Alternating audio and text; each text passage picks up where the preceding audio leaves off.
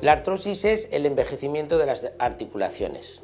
Por tanto, tenemos que estudiar cuáles son las causas que están produciendo ese envejecimiento. Una cosa es el envejecimiento fisiológico y luego estaría lo que es el envejecimiento patológico. Es decir, que nosotros es lógico que nuestro organismo vaya envejeciendo progresivamente, pero realmente en la mayoría de los casos la artrosis se presenta en momentos muy anteriores a cuando debería presentarse por lo que es la edad biológica de la persona.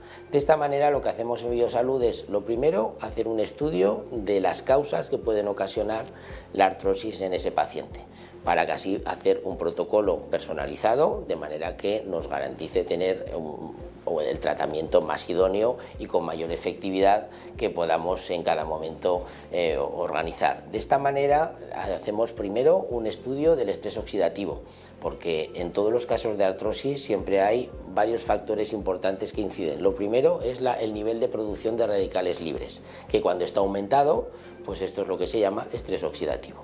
Y si lo hay, pues entonces tenemos que poner un tratamiento antioxidante, que será específico también para cada persona. Por otro lado, también nuestro organismo en todas sus estructuras se va renovando, y esta renovación que se está produciendo es a base de algunas sustancias, sobre todo elementos que forman proteínas. Estas proteínas, fundamentalmente en el caso de las articulaciones y todo lo que es el aparato locomotor, son a base del colágeno. El colágeno que también está en la piel. Entonces, este mismo colágeno, que es el que forma parte de los huesos y también de las articulaciones, de la piel y de todo lo que tiene forma en nuestro organismo, es el que realmente nos va a garantizar la durabilidad de todas nuestras estructuras, incluida la articulación.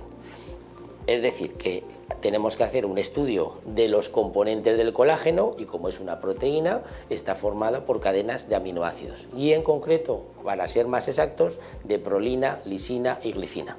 Estos aminoácidos son los que estudiamos previamente a ver si el paciente tiene la cantidad necesaria para que se vaya renovando esa estructura de colágeno día a día.